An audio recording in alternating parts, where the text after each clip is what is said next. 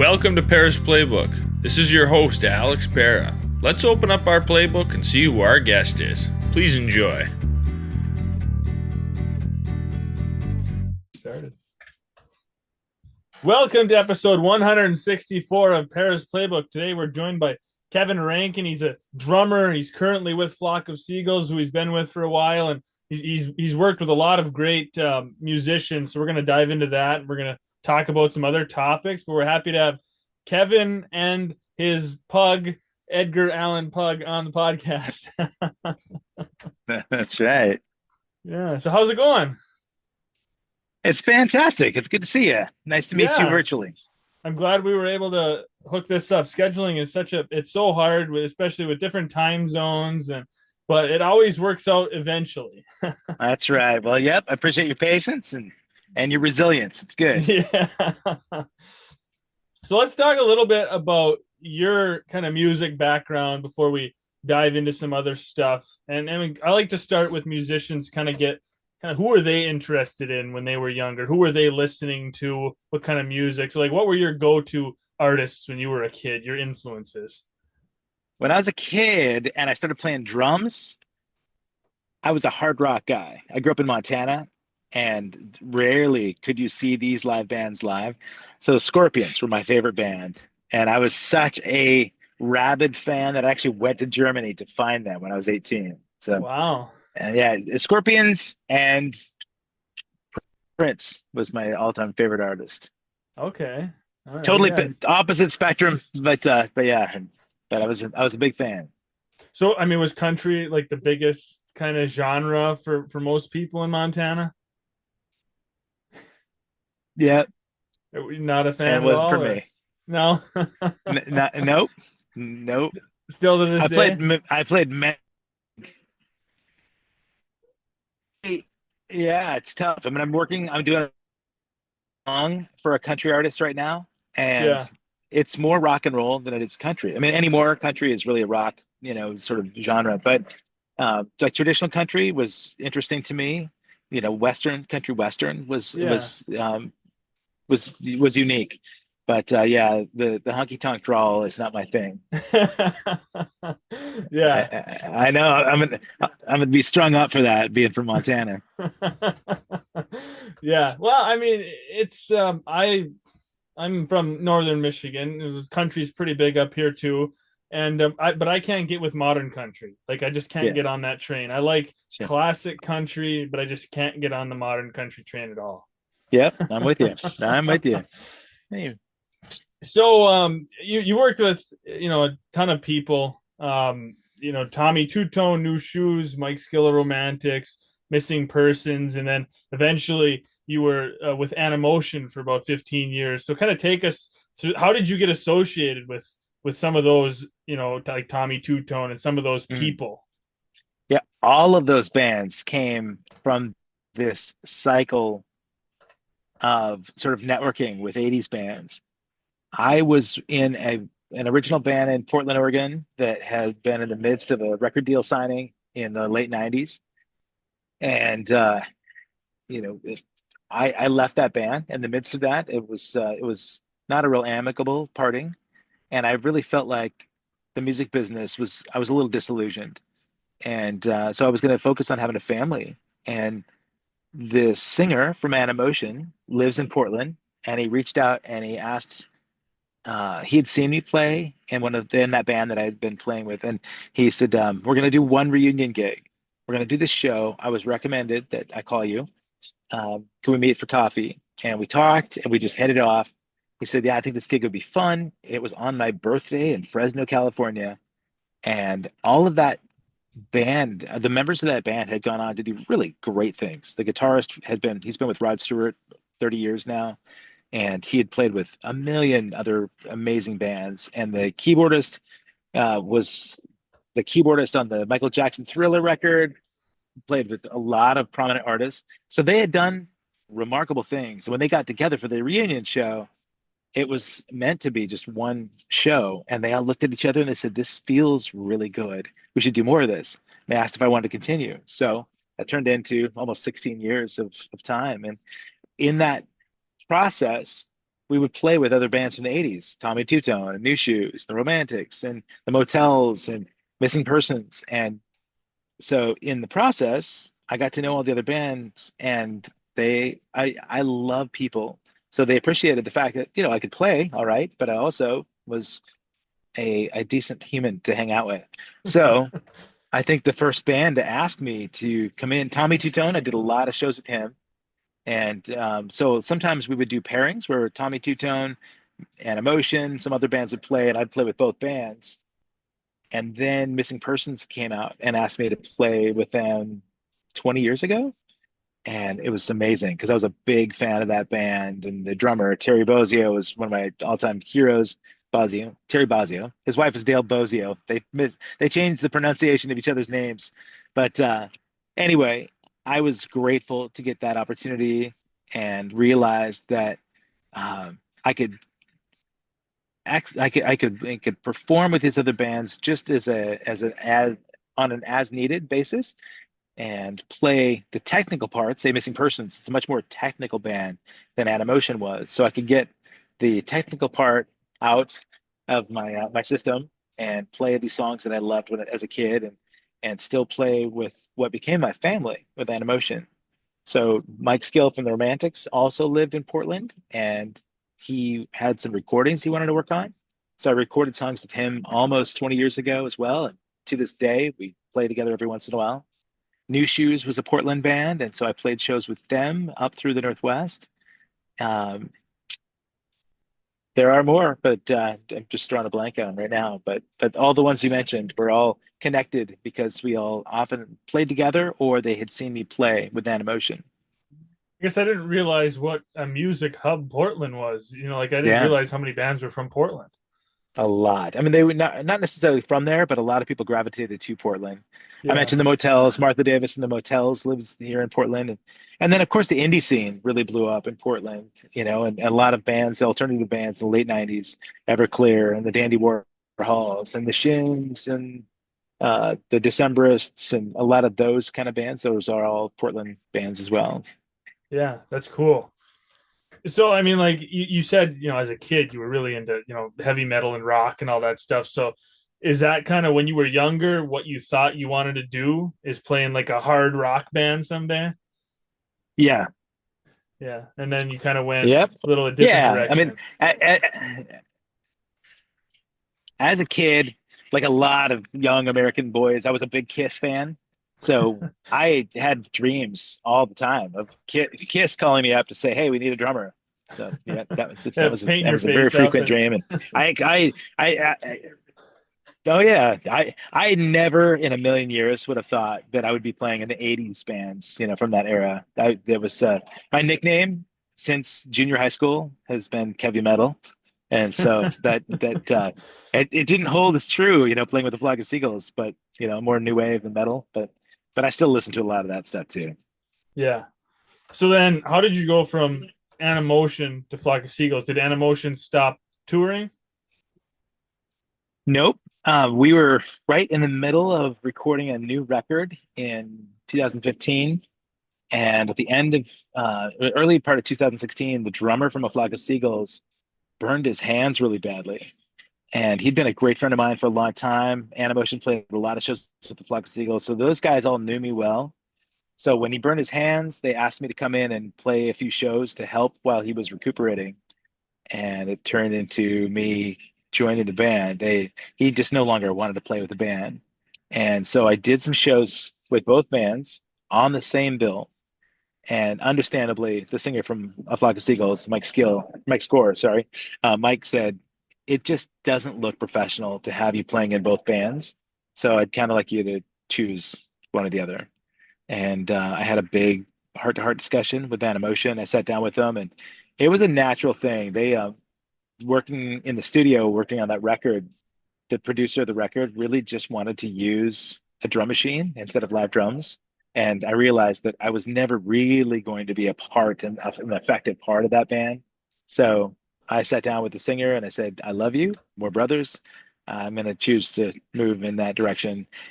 I also, more than anything, love to play drums. And A Flock of Seagulls played at least 4 times as many shows in a year than Animotion did. Animotion was kind of like playing in the National Guard. We went out like once a month, probably. We do a weekend a month, and A Flock of Seagulls. Whereas Animotion might play 12 to 15 shows a year, A Flock of Seagulls was playing at least 70 shows a year and sometimes 120. So, it was a pretty logical decision for me. Right. Were you playing other stuff like when you were with Animotion to keep busy? Yeah.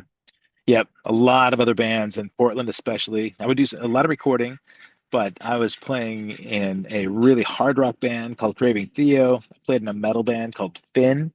I played a lot of Americana and singer-songwriter type stuff. So um, it was a really nice diversity. I mean, I had a handful of bands in almost every genre. I played in a reggae band. I played in kind of a folk Americana band, a lot of singer-songwriter projects. And so I just love to play. And stylistically, it was great to be challenged with a lot of different styles.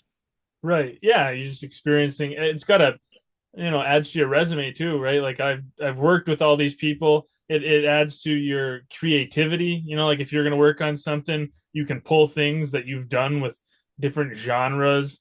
Yeah, I mean that's really cool to get to work and dabble in all kinds of stuff and not just be center focused on one thing. It makes you, I don't want to say more marketable. I guess that's not the right word, but you know what I mean. Like people might want to work with you more because they know you do all kinds of different stuff. You're the second drummer I've had on the podcast. The other was Tris Imboden, and he was Oh, big with wow. Kenny Loggins and then Chicago, but he did so much other stuff. Neil Diamond and Al Jarreau, same kind of thing, dabbling in all sorts of different genres. Sure. Triss is a phenomenal drummer. I grew up reading about him in Modern Drummer magazine. That's cool. Yeah, he's a great guy. I'll have to have him on my podcast. Yeah, you will.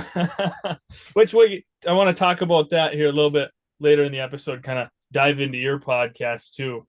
But I guess I've got some questions. Some of them are related to just drumming in general, and then some of them are just kind of some music topics. But um, a thing I think with especially 80s and 90s and maybe early 2000s bands, like when people go to a concert, obviously they want to hear the hits. They want to hear the songs they all know. But as a band and an artist, you still have that creativeness in you. You're still making new music and you want to share that. So how do you find that balance of, okay, we've got to play these hits for the people, but we want to share our new stuff and we still want to be creative? There's a catch to that. A lot of bands, it doesn't matter what genre, if they've got any legacy at all, anything from 10 years beyond, when people go to see a show, a vast majority of people do want to hear the hits, and that's it. So when you hear a band, you get to see a concert, and you hear a band say, "We're going to play something off the new record," and you could see people physically get up and walk towards the bar, or walk towards the merch area, walk to the bathroom. Uh, with the Flock of Seagulls, the general population knows I ran.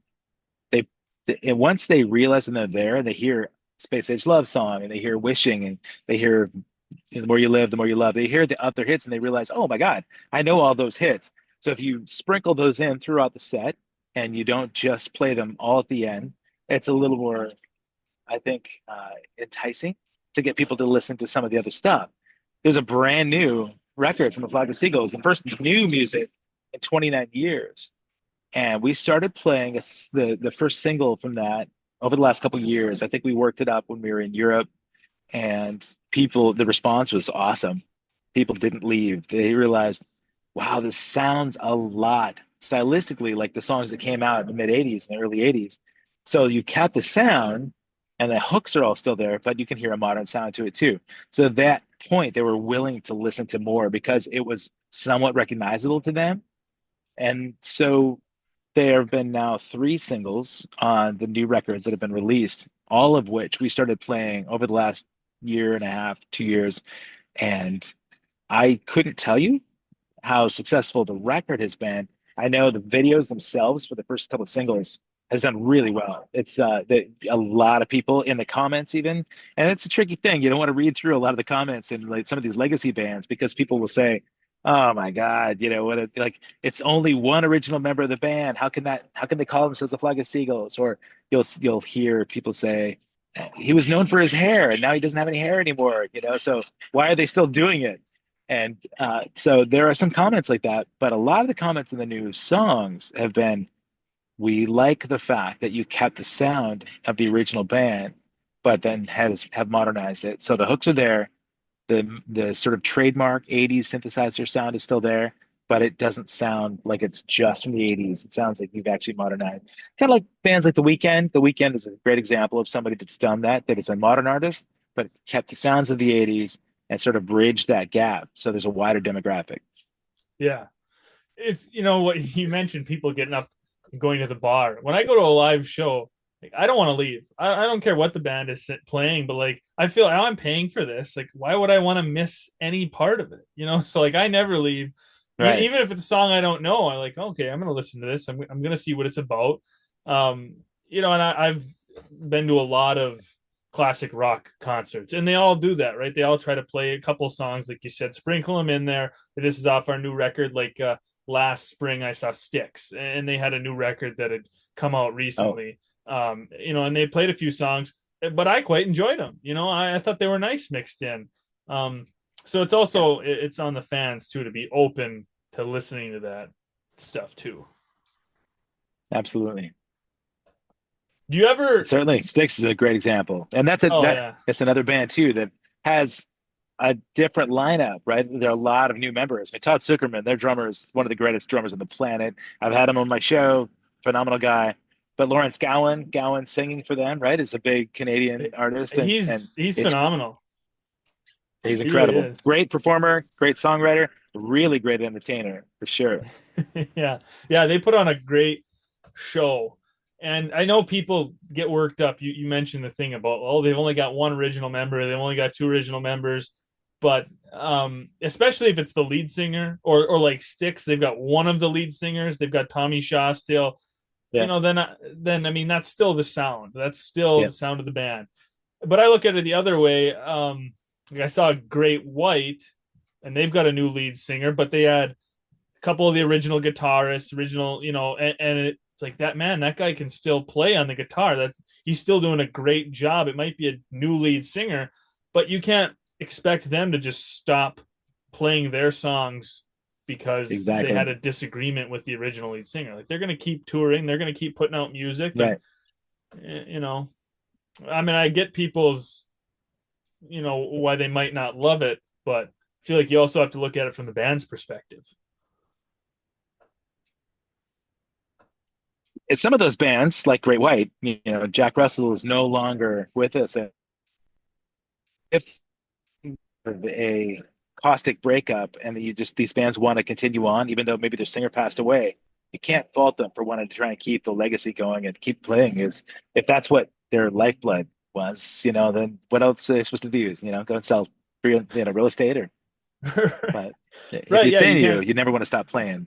you can't just quit what you've been for your whole life. Like you said, I mean, singers pass away, and if you look at there's a lot of bands, Chicago being one of them, right? Peter Cetera, then Jason Scheff comes along, and they manage to have a lot of success. They're still putting out new music. um Survivor, they had multiple lead singers throughout there. So just because you have a different singer, I feel like that shouldn't be the end all be all for but for some people it is, and I guess that's their opinion. That's right. Well, it's good that you have the different one than that. Yeah, yeah, no, Great White was the new lead singer. He was great. He had a great voice. I saw Skid Row, same thing. Sebastian Bach's off doing his own thing, and I'm trying to blank on his name. He's no longer with them. He had health issues. I think it was Eric. Yeah, from Gromwald from Yeah, yeah, yeah. yeah, he Eric was phenomenal, but he had leukemia. Yeah. yeah he had a phenomenal vocal range. Actually, I preferred to see him over Sebastian Bach because he was so much younger. He could hit all those high notes. No offense to Sebastian, but you're not gonna hit them the same in your older age. Honestly, and from a pure character standpoint, Eric human than Yeah, Sebastian Bach too. Sorry to yeah, say it. yeah, You yeah. know, No, Sebastian's not he's not the nicest guy. right. No, he's got a reputation, and one of the reasons why he's no longer with the band. Yeah, that's right. So do you ever, on a long tour? I mean, you mentioned how you might play upwards over 100 shows, right? So you're on the road a lot, you're busy. Do you ever just not feel it? Like for a night, you're just like, I'm not feeling it. I gotta fake it. Like I'm just gonna go out there and pretend like I'm excited. Or I mean, are you always ready to go, raring to go? Yeah, man, I'm telling you, like I could play 365 days a year and be so excited. Alex, I am the luckiest man on the planet to get to do what I do. I'm so grateful for it. And when maybe my perspective needs to be, sort of checked a little bit, it's nothing to do with the shows. It's not to do with the passion of playing. It's more about some other, parts that go along with being on the road. You're tired. You rarely get a chance to get a decent night's rest. But when you walk on stage, all that goes away. It's gone. And so it's a drug for sure. The allure of getting back up there and playing is so compelling. And so the draw is so strong that, yeah, I'm drawn to want to go and perform every night. If it's not a job to me, for some people it is. And I think people that are jaded and they've been in the music business and they take for granted what they get to do, it's a shame because there are people that those songs are so important to that fly into shows, they buy hotel rooms, they get babysitters for their kids, they take a break from work, they get boarding for their dogs, or uh, there's a lot of sacrifice that people do to support the band and to have that experience to enjoy the music that they grew up with. And for me, I feel obligated to a lot of those people to help sort of celebrate that sacrifice. And also, they are paying me to do what I absolutely love. I feel really kind of guilty sometimes that I get paid to do this, but I'm appreciative for sure. I don't take it for granted one bit. Yeah, I think you bring up a good point, right? The song's meaning so much to people. And music is it's so important in our lives for most people. Obviously, there's a few occasional people that don't love music. I haven't met many. I've met a few who don't like music. But most people, it's music all the time, whether they're working out or they're at home relaxing. And we connect songs to things that happen in our personal life, good or bad. We've got our comfort songs that make us feel good. We've got our exciting songs. So, yeah, you got a band, and maybe that song means something to you and your family. Like you go to see that band. So, yeah, I think that's like a great point that I guess I didn't necessarily think of from the performer standpoint that you mentioned. Like these people have such a connection to the song that you want them to have a great experience for that reason. Absolutely. And then kind of to go off of that, like drummers, right? I mean, you're going pretty hard, not for hour and a half, 2 hours. Like, do you work out a lot to stay in shape? I mean, are you pumping iron when you're not drumming, or do you just drum so much that you kind of build up the stamina? Yeah, I mean, for stamina, I do some cardio, just the elliptical or work out in the gym a bit. And uh, there have been phases in my life where it didn't work out as much, and the weight piles on quicker, and it does make you more exhausted when you're playing. Sleep has a huge part to do with it too. When you're on the road, I've found it really challenging to eat well. And you can always do some exercises. You can do push-ups, sit-ups, you can jog, and you can walk, and that kind of thing when you're on the road. But eating well is really a challenge for me. And I've been watching other musicians that do it really well. A lot of guys I know will bring like a blender out on the road, and they'll make sort of like, protein and grain smoothies. And that's a lot of their diet. And I watch their health, and it's great to see. It's inspiring to see somebody that does that well and does well with that. So, uh, A Flock of Seagulls is maybe not as taxing physically as some of the other bands that I've been in, but I also I'm really animated. I actually try to sort of be a little bit more flamboyant in my playing too, because I just love it. I'm a little bit of a ham, but I also just love to just put everything into it. And thankfully, our singer wants me to hit harder. He wants me to play like a rock drummer, which is great. So I don't have to sort of sit back and act like I'm a drum machine and play very quiet, but I get to slam, which is awesome. Yeah, right. I mean, you want to be able to let loose and have fun. Um, so do you guys usually travel by bus or by plane or a mixture of both? Yeah, we with the plane, my singer doesn't like to fly. He just loves to drive. He doesn't like to deal with airports. That's the biggest thing, which I get. But we're depending on how the routing goes with touring and shows. He has a Mercedes Sprinter, and we take that most places. When we show up, we don't have to haul like trailers with equipment or anything like that because we rent equipment everywhere we go. We show up, and all our equipment is there and set up and ready for us. So the Sprinter is a great way to travel. It's a little bit, it's comfortable, and we're in hotels that night, so we're not in a bunk in a bus. Uh, I don't mind flying at all. I actually kind of enjoy it. I like airports, and I like different places, and I like getting there. Uh, and so I'm so familiar, and especially American airports, I know like the back of my hand. Almost every airport I've been in, and some the hubs like Denver and Chicago, I'm in at least 50 times a year, at least, because it's always the halfway point for most stops.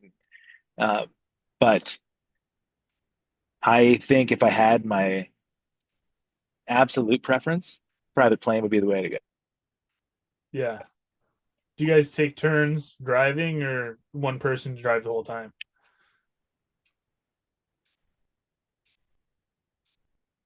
That has been driving most of the shows.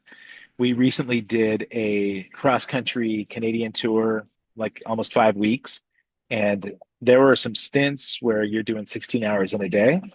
And so we'll give them a break. We'll trade off. Yeah, so I'll take 4 or 5 hours at a time and jump in there. I'm not above Yeah. that.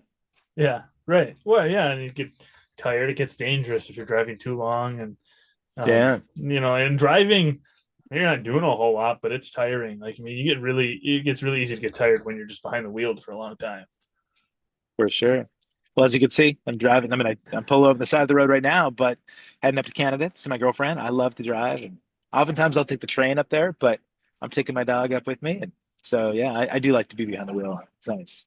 Yeah, I like to drive too. I know some people they can get all cranky. Oh, I got to drive, whatever, but I've always liked it. And I live in an area where driving's not super stressful, so maybe if you live in a city, I can understand people get cranky driving, but driving's not really stressful where I'm at in Michigan. So I don't know, it's enjoyable. Yeah, for sure. That's good. Do you guys do tours over in Europe still, or are you kind of just sticking to Canada, the Oh, United yeah. States? No, we do. We're usually touring Europe once a year. We'll usually go over and we'll do at least 3 or 4 weeks. Most of the shows we do England, Scotland, Wales. Sometimes we'll head down to mainland Europe and we'll do, Belgium, France, and Germany, that kind of thing. But because we haven't done Germany, but since I've been in the band, but with other bands I have. But there is it's an interesting thing. I mean, over there, you travel shorter distances, so you could play a lot of shows in a short amount of time. In America, especially in the Midwest, you're driving a long time to get from show to show. So in those cases, it makes a lot of sense to fly as well. But we spend a lot of time behind the wheel driving across the country for sure. I don't know how many thousands of miles we do every year, but um, we usually do at least one Canadian tour or a good run of shows in Canada a year. A ton of stuff in the US. We'll do Mexico. We were in the Philippines last year for Thanksgiving.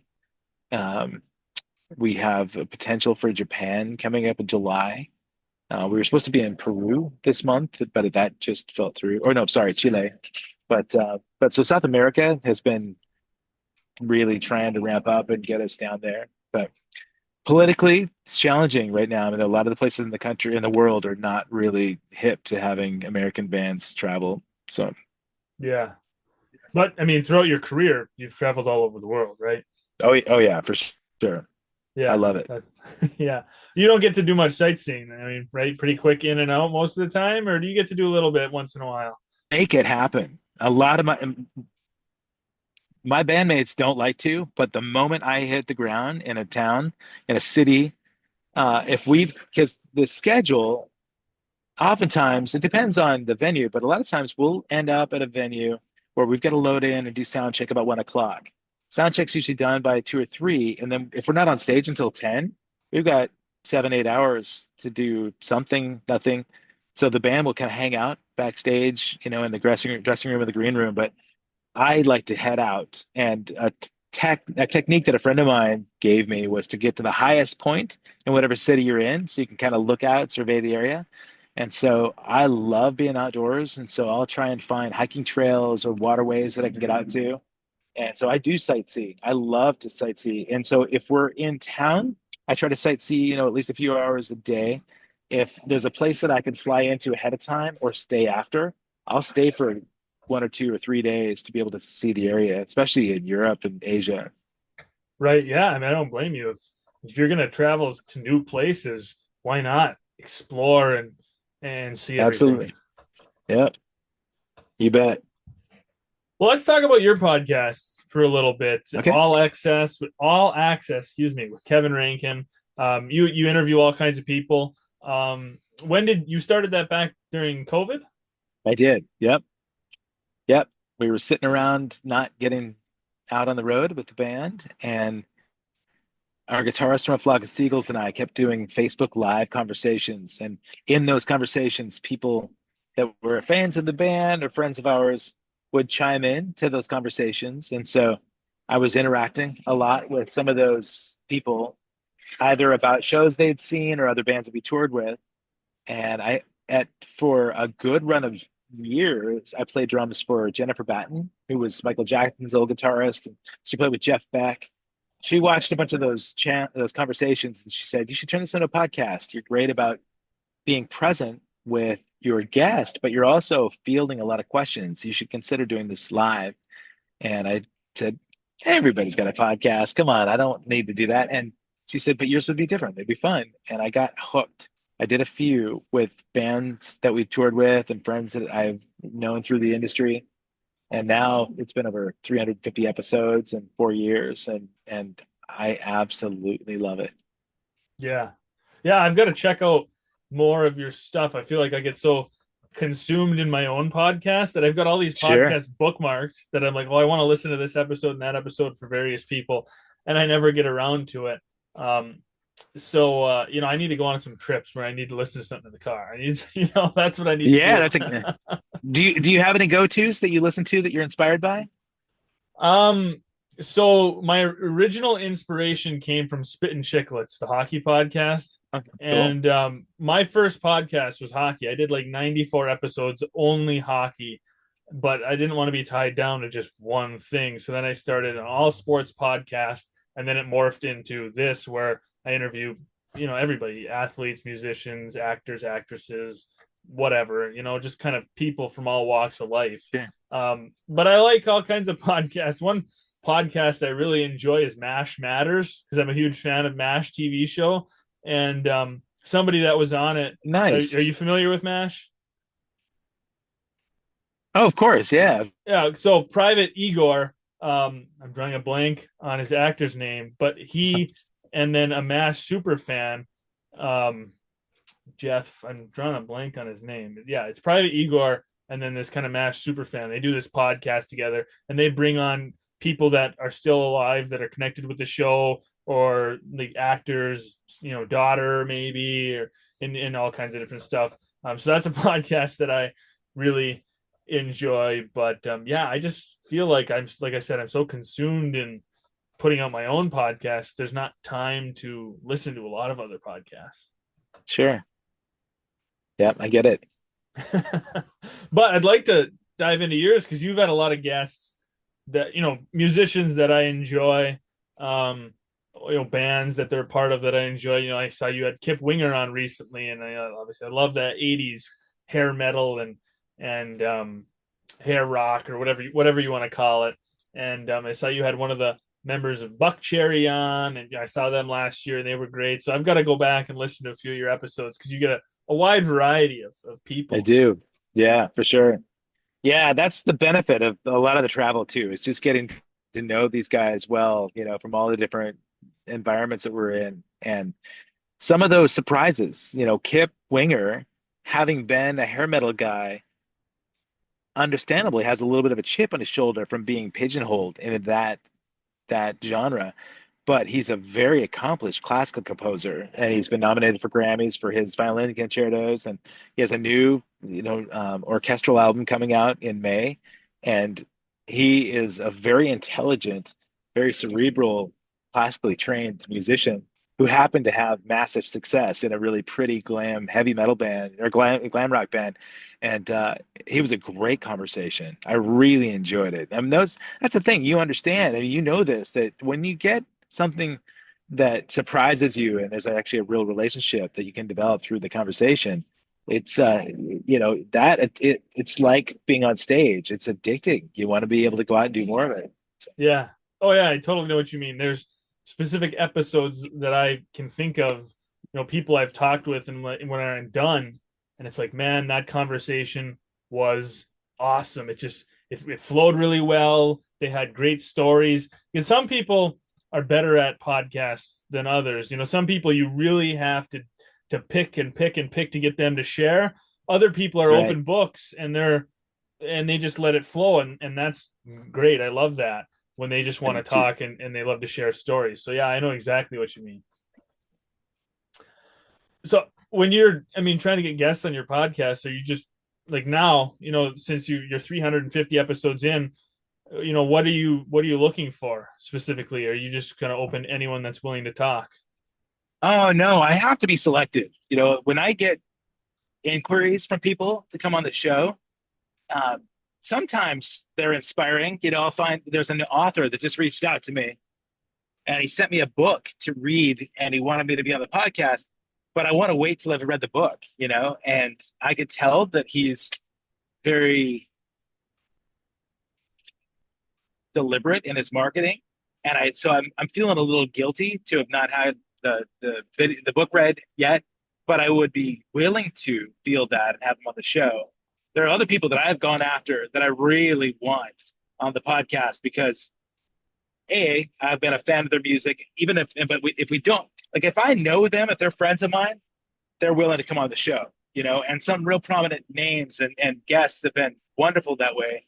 But there are some artists that I would love to talk to, or maybe some actors. There are some people that are, to me, like, they're visionaries. I love, sort of the spirit behind some of these people. So when I reach out to them, I don't have the cachet of having made, an impression on them in their past. So usually, if I mention, okay, so I play with a flock of seagulls, it's a band that they recognize, and it might be a little bit more of a connection to them. But there are certainly some people that are out there that are on my wish list that I haven't gotten yet that I want to do. Yeah, right. It's got to help being associated with a band like that, and then maybe if they ask around like, hey, do you know this guy, within the music industry, since you've worked with so many people, that has to help too. It does help.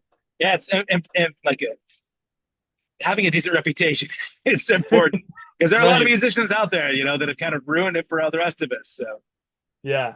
Right. Yeah, you don't want to be known as a I was talking about this yesterday with somebody. Like, kindness, being a good person, that gets you a long way in whatever you're doing.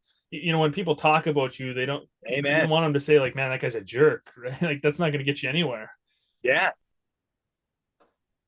there's there's a saying, and I've thought this not just about podcasts or the music business, but Jim Carrey had given a speech to these marketing students at Stanford years ago, and it's been around. It's a viral clip that's been around for a long time.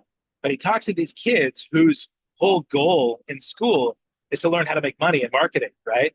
But he says the effect you have on others is the greatest form of commerce there is. I'm sorry, the greatest form of currency there is. And that is so true in so many ways. For me, getting into the music business, I was really inspired to make things happen because of the impact some other musicians had on me. The As far as the jazz world goes, the drummer from Chick Corea's band, Dave Weckl, came to me as a teenager and just spent hours with me and talked to me about pitfalls of the music business and the importance of staying away from drugs and alcohol and keeping a smart business mind. And so he had great advice. And then Dave Abersees, the drummer from Pearl Jam, and I became great friends in the early 90s. And he inspired me in a million ways because that band at that point was at the biggest, they were the biggest band in the world when they were, popping at that point. And he was so down to earth and so gracious to me. I had to come stay with him for a couple of weeks, and I got to see that lifestyle. And I saw that he was the same guy after all the success as when he went in, and he still treated people as an equal. He's still that same guy. I think it's inspiring. And you're absolutely right. The kindness, decency, it goes a long way, and even more so today when we don't see a lot of it in our society. Right. Yeah, you can never have enough of it. I think it was an actor who told me kind of, we were talking about, people willing to sign autographs and stuff like that. And he had somebody in the industry tell him, like, never forget where you came from. Be humble and, take the time to sign a few autographs, take a few pictures. Don't be, so closed off. Just kind of remember where you were before you had your success, and take the time to share a little bit of time with the fans. That's absolutely true. Yep, you would not be there if it weren't for them. Right. Don't ever lose sight of that. Yeah.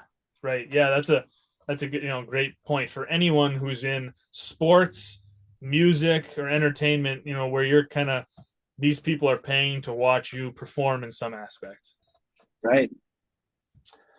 I kind of want to end the episode on a topic like kind of music evolution, and I've talked about it with a few musicians recently in different forms or fashion, but I kind of wanted to hone in on music videos. You being part of some 80s bands, that was an era where music videos were obviously huge, MTV, and you kind of needed a good video to have success. And now, I mean, people still make music videos, and they're still successful, but it's not a necessity anymore that you have this awesome, memorable Right. music video, right? Like back in the 80s, I think of Twisted Sister, We're Not Gonna Take It, and I can like replay that whole video in my head. Take On Me, where the guy jumps into the comic book strip. And I mean, there's so many notable music videos. When you think of those songs, you think of that video. Right. I missed the end of your question. You said there's so many songs that you think of that video. What was the question? I'm sorry. Oh yeah, so just kind of like talking about how we went from that to now, where I mean, people, like I said, just still making it goes on YouTube, but I feel like now I can't relate any song to a music video. I don't search them out. We've kind of Sure. evolved out of that. It's totally Right. changed. What's That's your kind true. of take on that? Well, I mentioned a few new singles from A Flock of Seagulls. So the first video that came out combined live footage of our band playing over in England in their hometown of Liverpool, the areas around Liverpool, and then a lot of AI imagery. And so it was a nice dabble into new technology, having AI be a part of this experience. I think what I hope is that the visual experience, the live experience is really important. I feel like videos drew people to accept a band more and maybe encourage them to go out back in the 80s and 90s. And since videos aren't as integral in the band's success, I'm hopeful that at least people might discover them in a different way. They don't have MTV sort of as the channel that everybody goes to, a destination place that introduces you to the new music. But if they find it through, say, YouTube, if they've got channels that are related, and so they're finding new music videos because those were related to another band that they liked, I'm hopeful that new discoveries are made. I think it's important. I mean, people are visual for sure. Instagram is, I guess, arguably the biggest social media channel or network right now. And it's all about the visual, right? It's about photos and videos. And I think So video is important to people, but you don't have a central hub for one place to find music videos. And so you can introduce people to your music through some of those networks, but you have to be more creative in the way that you market them. You can't just get a record label to put your music video on MTV and have people discover you that way. You have to use the social networks to be able to push it. Right. I think that's a really good point. What you said, there's so many different hubs. You got TikTok, Instagram, YouTube, and then with digital music, there's so many people that don't watch anymore, right? They just throw on their Spotify playlists and they hop in the car and they go. I mean, I feel like, listening to my parents talk about it, right? You mean like you watched MTV videos and like that was like a thing that everybody did. And now Absolutely. I even think, go back 10 years, like when I was in middle school, music videos were bigger. Like I remember watching Maroon 5 music videos or different things, than they are even in just now. And I think that Instagram, TikTok thing that you brought up is kind of part of it, which that wasn't really Yeah, a thing even 10 years ago. that's right. You just got to evolve. You have to evolve. If a band is going to stay relevant, you have to evolve. Absolutely. Take part in all of the social media environments and make sure that if you want to attract younger eyeballs, you know, one benefit that A Flock of Seagulls has had is that twice now they've expanded the demographic by having their music in video games. So a lot of younger people your age, and we get 14, 15-year-olds even that come to shows that find our music through Grand Theft Auto Vice City. And they'll show up with a PlayStation case getting that signed because they discovered our music there and it became so important to them. And now, I mean, it's not been publicly announced yet, but this is a reveal that the brand new Grand Theft Auto that's coming out in 2026 will be the biggest game release in history. And again, A Flock of Seagulls is a prominent placement there with Wishing, a song that's over 40 years old. And it's one of the main songs in the video game. So it will, again, draw a new audience from an environment that is not traditional. It's not an MTV hub, but it's actually through video games. So by luck or by planning, our singer was great in attracting a new audience with music. Yeah, that's a good point that I never thought of. But like all of the sports games, Madden and NBA and all, they've got music playing when you're on the home screen, and it's got a playlist that shuffles through. So I mean, Right? and you mentioned GTA, and I mean, video games are bigger now than they ever have been. So that's a good point. If you can get your music in a game, that can draw a whole new audience. Yep. Yeah, that's very You interesting. mentioned Buck Cherry. Buck Cherry got through with some of the extreme sports games. Yeah, Buck Cherry became a big name in a lot of households just because of video games. Yeah, right. Yeah, that's really interesting. Huh. Yeah, Yeah, Buck Tony Cherry. Hawk's Pro Skater. Yeah, Yeah, yeah, because that game series was as important to most people through the music as it was the gameplay, which is a really fascinating phenomenon to me. But I love it. yeah, right. And then people start associating that music with those sports, Right. skateboarding and BMX biking and all that kind of stuff gets Yeah. associated with kind of a grunge alternative rock. Yeah. And then you got guys that are prominent players, some of the sports. I mean, you mentioned being a hockey guy. So I knew Doug Gilmore was a big hard rock guy, so you'd start associating Gilmore and like his teams with, and Mike Modano with like the bands that he listened to. And for me, I saw that connection and I loved to see that pairing. It was nice to see that personal side of them. Right. It always helps if you've got an athlete or a star that likes your music, because then when they talk about it, their fans are like, "Oh, hey, Mark Wahlberg likes, like, I got to listen to that," or whatever. Right. Yeah. I mean, it adds some cachet to it for sure. Yeah. Right. Yeah. Just kind of luck that they are a fan of your stuff, and Yeah. they kind of just share with their friends and their fans, and that can help you grow too, even just if it's by chance. Yep. That's right. Yeah. Awesome. Well, Kevin, I appreciate you taking some time out of your road trip to chat. I enjoyed, kind of diving into your background and just some other topics. It was a good time. Yeah. Me too, Alex. It's been a pleasure to know you. Thanks for listening. Please stay tuned for more episodes soon.